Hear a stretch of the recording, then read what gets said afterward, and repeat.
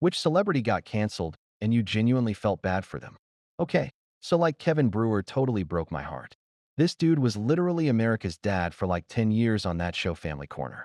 He played Uncle Danny, the goofy uncle who always had snacks in his pockets and made terrible jokes at dinner. I used to watch reruns after school every single day. Then one random Tuesday in 2019, this video went viral. Kevin shoving some teenage girl to the ground outside a concert venue in downtown LA. The girl went flying backwards, hit the pavement. Hard. Kevin looked absolutely insane in the clip, like he just snapped or something. Twitter went completely nuts. Everyone was posting crying emojis and saying their childhood was ruined. The studio pulled all the reruns immediately.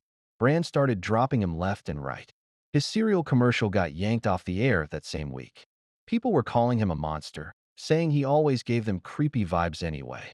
But here's the thing nobody knew at the time. The girl Kevin shoved, she had a knife, and she wasn't planning to hurt Kevin. She was planning to hurt herself. My cousin Ashley actually worked security at that venue, and she told me the real story months later when everything came out. The 17-year-old girl named Emma was standing on the sidewalk crying, holding this folded piece of paper and something shiny in her other hand. Her friends were freaking out trying to talk to her, but she kept backing away from them. Kevin was leaving through the side exit after some charity event when he saw what was happening. Apparently, his sister had killed herself when they were teenagers, so he recognized the signs immediately. The girl raised her arm with the blade, and Kevin just reacted. He lunged forward and knocked her down, grabbing the knife out of her hand. That's the exact moment someone started filming. Just the shove, not the knife, not her friends screaming, not Kevin holding the blade afterwards, trying to calm everyone down. Security footage from the venue showed everything. But by then, the internet had already decided Kevin was guilty. The police never even charged him because they could see exactly what happened. But nobody cared about facts anymore. Kevin didn't post any defensive tweets or make tearful YouTube videos. Instead, he quietly paid for Emma's entire hospital stay and therapy. He helped her parents find a good treatment center. He even started volunteering at a suicide prevention hotline twice a week. Emma posted about her recovery journey about 8 months later. She talked about her depression, her suicide attempt, and how Kevin saved her life.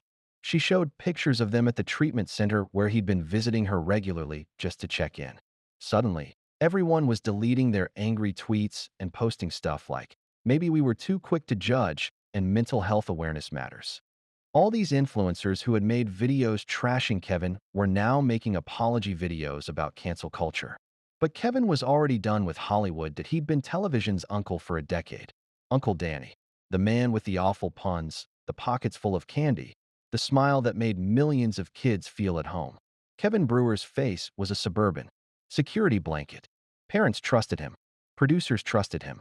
For a generation, his laugh was part of family dinner. Then a Tuesday in 2019 took that laugh and twisted it into a headline. The clip was vicious in its simplicity.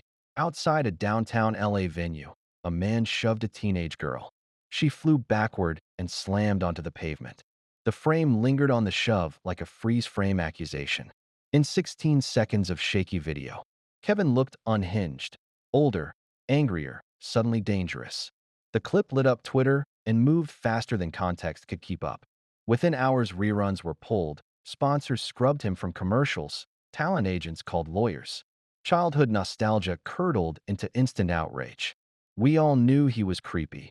People said in the same breath they'd once used to defend him. What the clip didn't show, what smartphone outrage never bothered to look for, was the rest of the story. Months later, my cousin Ashley, who worked security at that venue, told me what the camera conveniently left out. Emma was 17, hoodie up, a crumpled note in one hand and a small, folding blade in the other. She'd been backing away from friends who were yelling for her to stop. Her eyes were blank in that particular way panic and grief carve into a face. Someone outside had started filming the shove when everything was already speeding toward catastrophe. But the clip froze on the shove, not the moments that made it necessary. Kevin had been exiting a charity gala through a side door, still in the brown suit he'd worn to sit on panels and lobby for literacy programs. He saw the cluster of people and, more importantly, he saw a look he'd known since childhood, the look his sister wore the night she killed herself. That look lived in a different place inside him, an ache he couldn't ignore. He moved before he thought. He lunged, grabbed at the blade, pushed to disarm. The girl went down. The handheld camera caught the shove and nothing else. Nobody filmed Kevin twisting the knife out of her hand, or the way his hands cradled it after, shaking, while he held her down as her friends screamed and the night swarmed into chaos. Venue security cameras recorded the full sequence. Police saw the footage, took statements, and concluded what common sense and the evidence showed. Kevin had intervened to stop a suicide attempt. No charges were filed, but by the time officers finished their reports, the mob had already done its worst. A raw edited clip is excellent at making a villain. It's terrible at making sense. Kevin had a choice to make: embrace a public PR campaign, beg forgiveness on social media, and plead to a crowd that wasn't listening, or do the work no one would notice. He chose the latter. There were no dramatic press conferences. No tearful Instagram confessions. He disappeared from talk shows the same week his agents started getting calls from people who used to send holiday cards to his wife. He quietly paid for Emma's emergency care, for the weeks in crisis stabilization and the months of intensive therapy that followed. He navigated insurance red tape for a family who could barely sleep through the first few nights after what almost happened. He called counselors, visited treatment centers, sat in those fluorescent rooms where people don't come for cameras, but because they have to. He showed up where cameras don't, in waiting rooms, on long afternoon drives to appointments, in the margins where real help is offered. Then he did more. He trained. He took a certification course to work on a suicide prevention hotline and began volunteering twice a week. He learned scripts and protocols, how to listen and how to stay steady when callers dissolve into panic. He took the calls at 2 a.m., the hour when suffering is loudest and help is thinnest. People called. He answered. Emma, for her part, did the gritty, embarrassing work of recovery. Months after the clip went viral, she posted an essay about her attempt, a raw, practical thing about depression, isolation, and the moment she thought she'd end it. She named Kevin as the person who acted, not the villain the internet had cast, but a stranger who recognized her danger and intervened. She posted photos from her treatment program, day rooms, a counselor with kind eyes, a list of coping strategies. She wrote about months of therapy that felt like swimming through molasses, about the small victories that felt enormous. A night without panic, a whole week of sleep, a call from someone who didn't say the word crazy. When Emma spoke, a slow backwash of accountability followed. Influencers who had led the pile-on issued contrite apology videos, some sincere, some performative.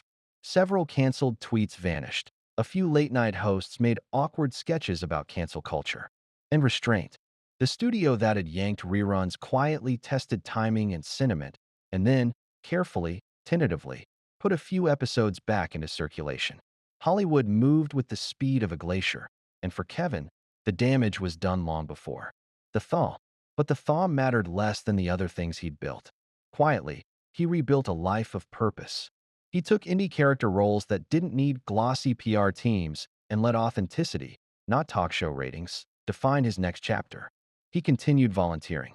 He continued checking in on Emma, who owed him nothing but gave thanks in a public forum that turned the story outward, from viral outrage to an example of intervention and recovering life.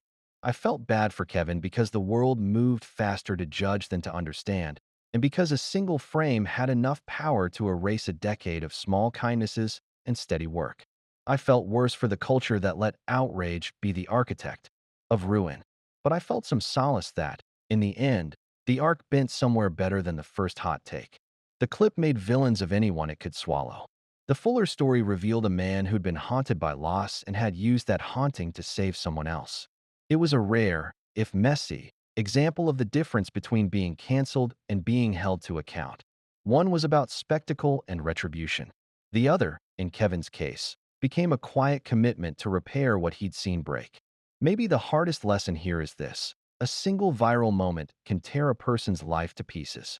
It takes far longer, humility, patience, and time, to stitch anything back together. And sometimes, the person you think is the enemy is the one who stepped into the risk because they couldn't do otherwise. Story 2. She said, "You're being paranoid. He's just my childhood friend." After I saw his shirt in her car, I said.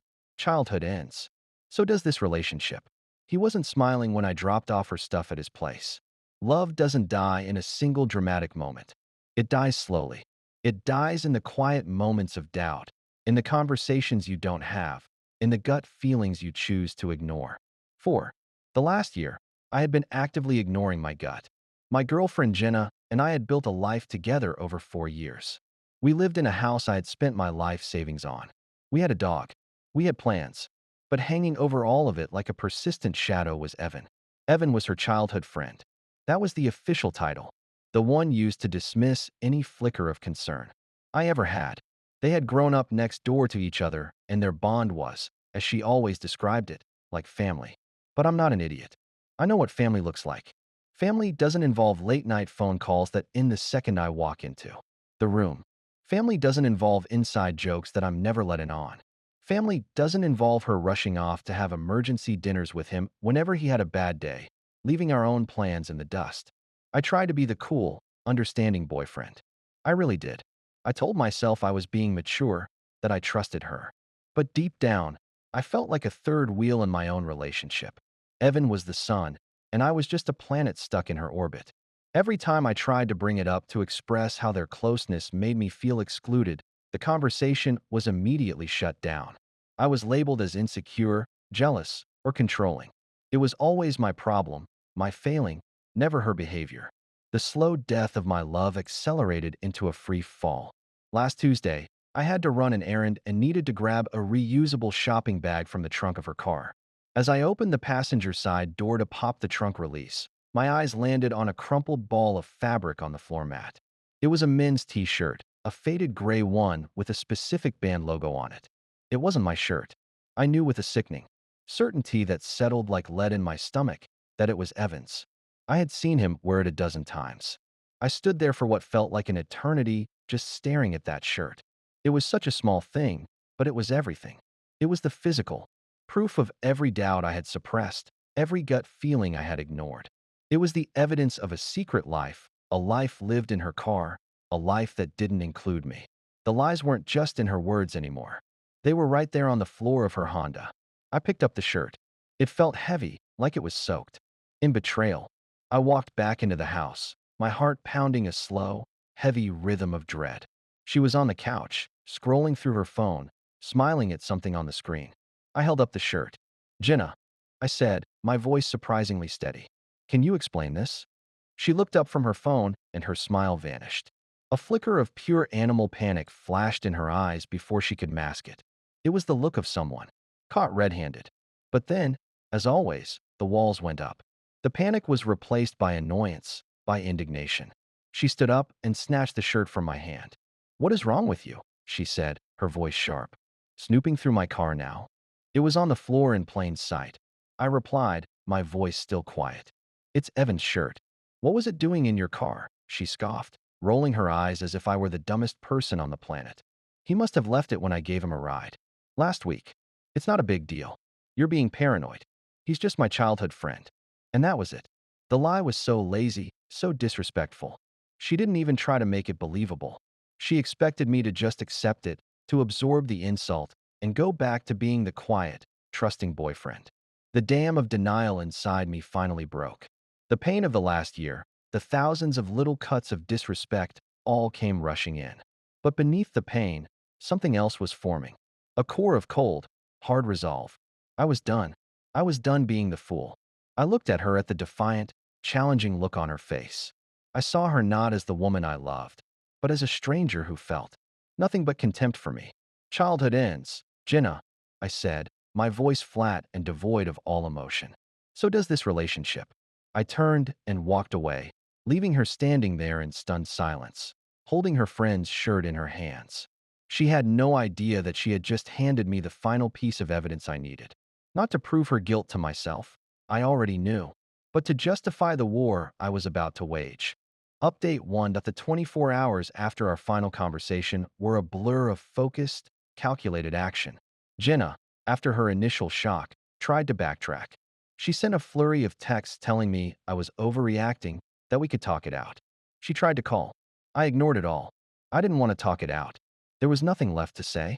The truth had been revealed, not in a confession, but in her blatant, disrespectful lie. My first priority was securing my home. The house was mine. I had bought it, furnished it, and paid every bill on it since day one. She was a resident, not an owner. I spent that first night on the couch, not because I was kicked out of my own room, but because I couldn't stand the thought of sleeping in a bed that felt contaminated by her deceit. The next morning, I waited for her to leave for work. The moment her car pulled out of the driveway, my plan went into motion.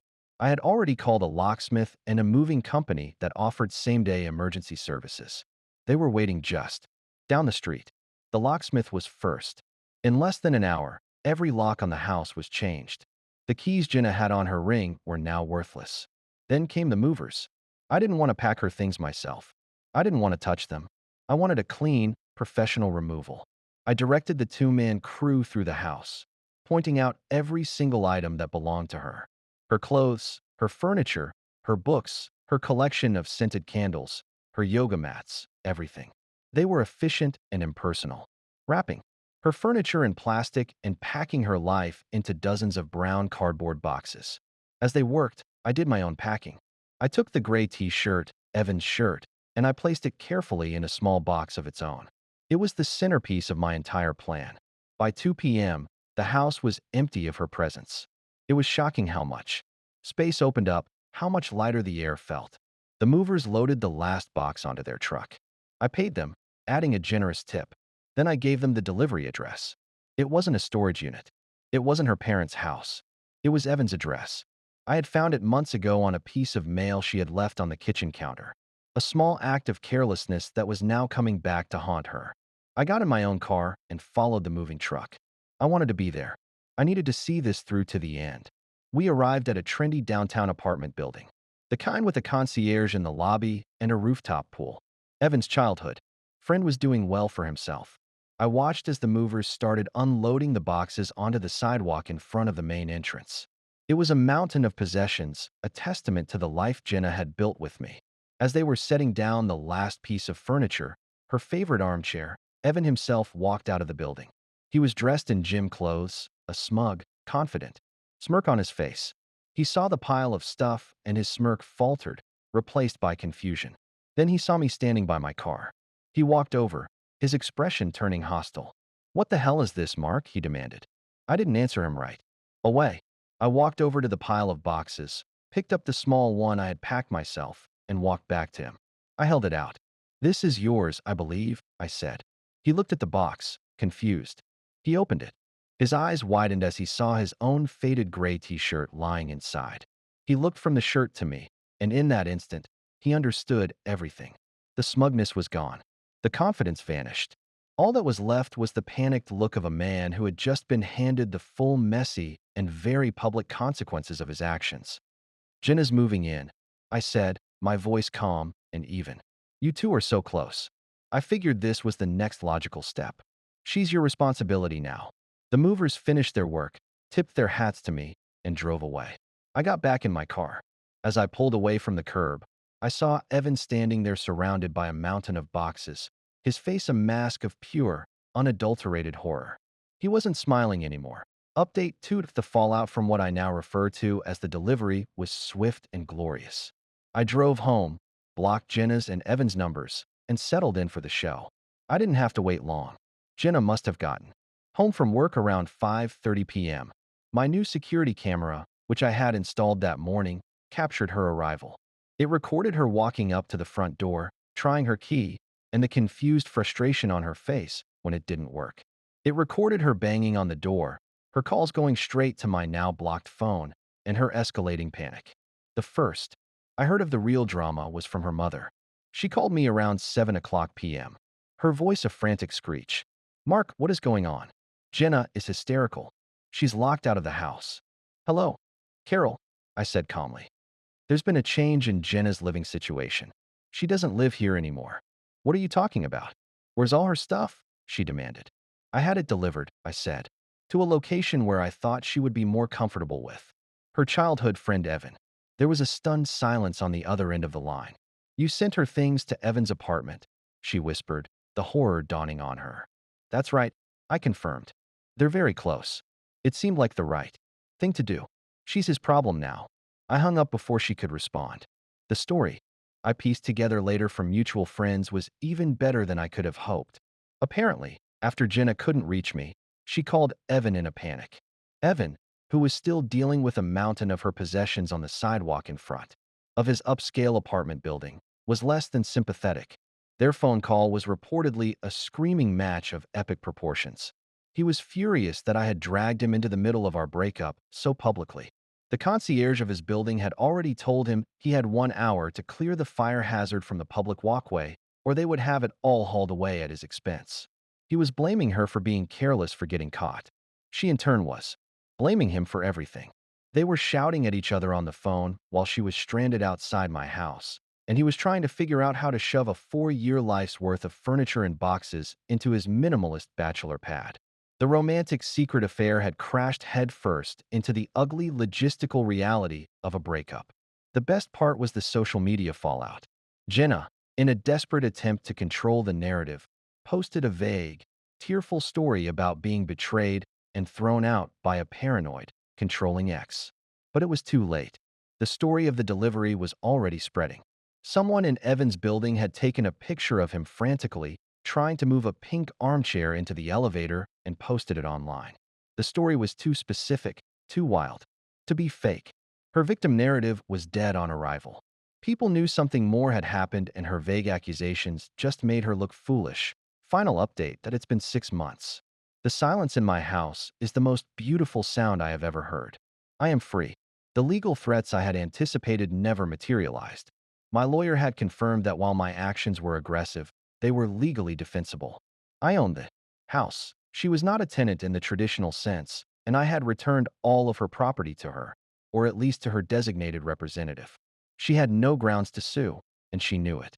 The story of Jenna and Evan had a messy, predictable ending. Their affair, which had thrived in the shadows, could not survive the harsh glare of reality. Evan, as it turned out, was not interested in being a full-time partner. He was interested in the thrill of the forbidden. Once the affair was exposed, and he was saddled with the actual person and all her baggage, his interest evaporated.